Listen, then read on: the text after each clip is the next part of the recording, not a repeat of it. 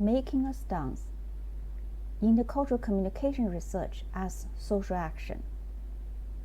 On 12th March 2020, Intercultural Academy for International Relations issued a statement of solidarity in response to the increase in incidents of microaggressions and racism towards East Asians and people from other regions affected by the spread of the coronavirus.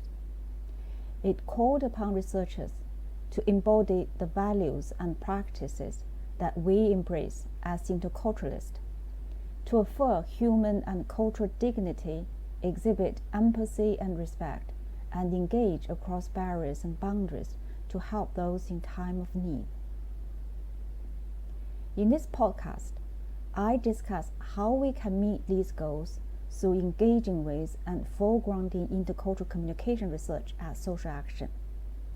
The key message I hope to put across is intercultural communication research as social action is crucial in the context of current volatile social, political, and economic situations and at time of crisis. I'll structure my talk in 3 parts. I'll start with what we mean by social action, then what is potential of language intercultural communication research as social action. I'll conclude with questions that need further debate. So what do we mean by social action? While we don't hear people talk about intercultural communication as social action very often, the idea of social action is not new to research. This is because many researchers address issues of high social cultural significance and impact on policy and practice. For a start, the way we choose and identify research topics is social act. Why do we research some topics and not others? What is the broader question of social concern? And what makes us to do research in the first place? The significance of our research goes beyond the specific questions we hope to address in our projects and are not confined to understanding a particular phenomenon, identifying influential factors, or developing a model. For many of us, engaging with social, cultural, political issues and making difference are exactly why we research. The social significance of our research can be diffused. While the steer towards socio-economic impact and public engagement among higher education institutions in some parts of the world may have drawn attention to visible, measurable, or quantifiable outcomes of our research, it is often forgotten that the influence of research on the participant's life can be subtle and not captured in the so-called impact narratives. While we do not assume that our mere presence as researchers is equivalent to social action, our presence can help to raise awareness. Our interest in the way participants do things and our questions about their experience and beliefs. For example, in which languages do you speak with your children? These questions may make them more aware of certain views and practices and subsequently trigger discussions, changes, or adjustment. While we build a relationship with the people we are researching, we ourselves learn, change, or develop from the interactions with our research participants. Many of us can recall the moments when we realized that we need to revisit our initial assumptions and to rethink about our experience. Again, these are parts of social action. Thus, the social significance and consequences of our research on participants and on us as researchers challenge the assumptions prevalent in research training and methodology literature, which advocate that good research need to be neutral and detached from researchers' perspectives and positionality.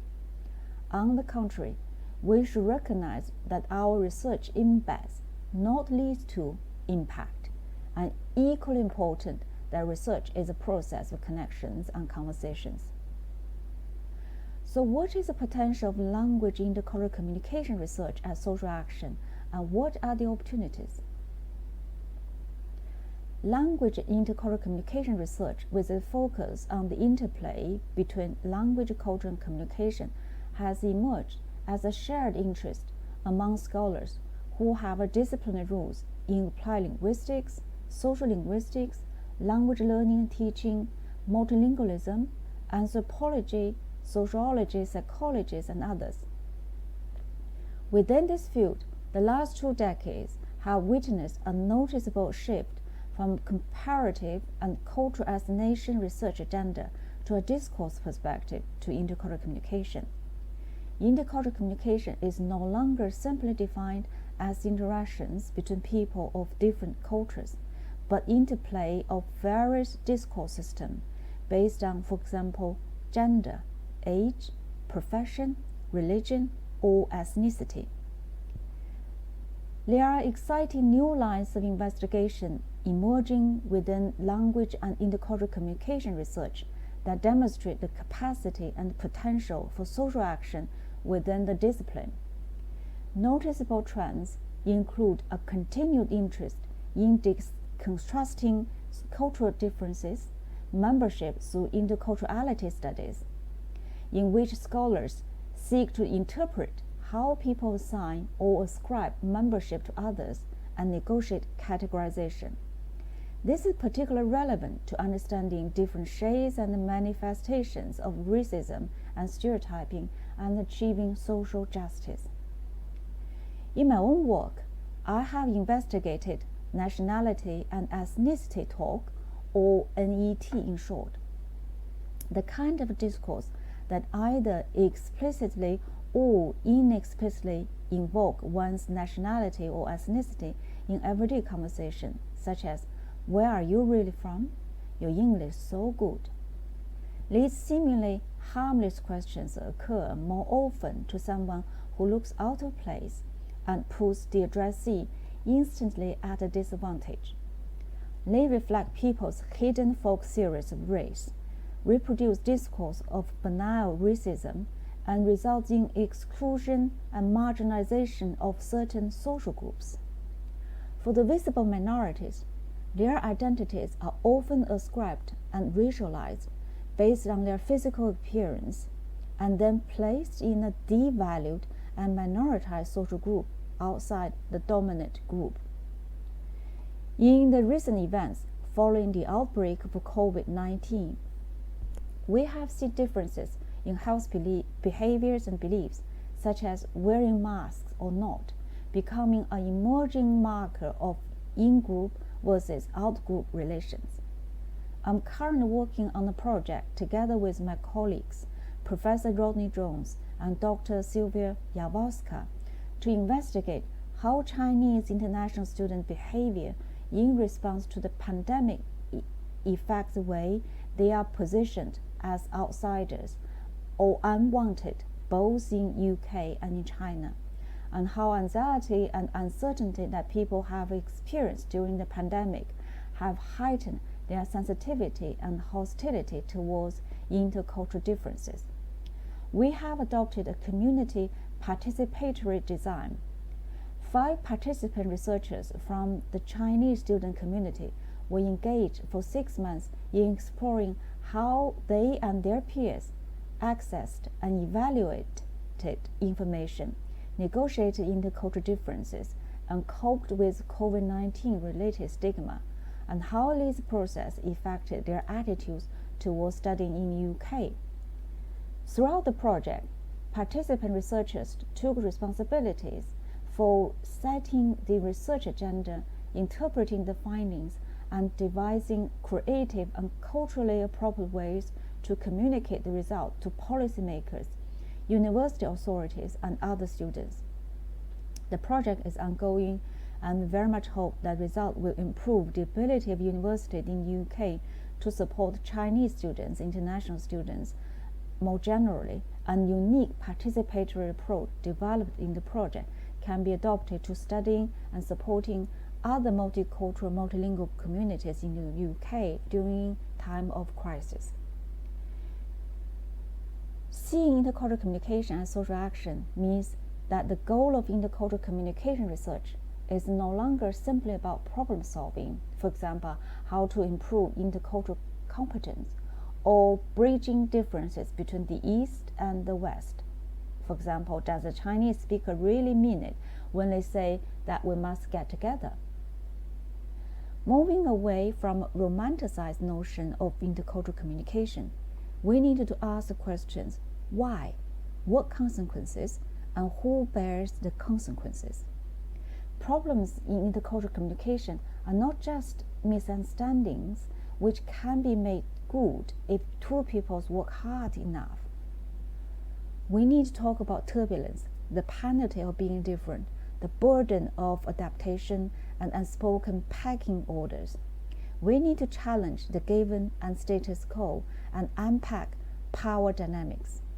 We need to argue for a repoliticized concept of intercultural dialogue and research conflict and conditions of precarity. So where to go from here? Social action characterizes the way we do research. It's a stance we should take. However, there are questions for further debates regarding ways of and rules of doing social actions. These are: where is the place for research's value? Research is laden with values. Those of researchers and participants and people with whom we interact along the way, whether they are funders who evaluate our research, journal editors who assess the quality of publications, or audiences of our conference presentations. If we see researching language intercultural communication as social action, we must acknowledge the existence of these values and make our positionality explicit. This could be a statement of what motivates us to choose a topic, what we would like to achieve beyond addressing specific research questions, and how these values influence the way we interact with participants and analyze and interpret the data. Who are the key actors in the social action? We as researchers aim to make a difference to society, but clearly changes cannot be achieved without participation and compliance from and negotiation with other social actors, whether they are participants, target cultural groups or communities, policymakers or key influencers. The in this together reality thus leads to other related questions. For example, what is the relationship between the researchers and the participants? The term participant seems to define the role as taking part in the research and on the receiving end of knowledge and application. However, as argued above, participants are partners and co-agents of change. Neither are they powerless nor simply waiting there to be empowered. This requires a fundamental conceptual change in understanding the role of participants and ways of working with participants. The conventional research approach, whereby participants appear as suppliers of data or data itself, doesn't work anymore if we see research as social action. Neither is the dichotomy between the researcher and researched helpful. But how do we transform the de facto positionality between the researcher and the researched? These are questions that need further probing. Who are the beneficiaries of social action? Crucially, in relation to the above questions about participants, we also need to think about who bears the consequences of change, who benefits from social actions, and fundamentally, who owns the research. Research not only impacts on participants, communities, and wider society, but also on us, the researchers. Our knowledge and practices are transformed through the research process interaction with our participants. And finally, how to evaluate the success of social action. In the current higher education discourse, templates and measures are available summarizing the key indicators of impact. If we argue that social action differing from impact is a stance and approach we take in our research, how do we measure its success and demonstrate its value? We need to have a serious conversation on this and look into developing guidances for recognizing and measuring impact in social action research. Intercultural communication research as social action is a promising paradigm breakthrough. It is crucial in the context of current changing and volatile social, political, economic situations and at a time of crisis. Toni Morrison, who passed away in 2019, once said, "We die, that might be the meaning of life, but we do language, that may be the measure of our lives. We do research and make a stance, that may well make the difference."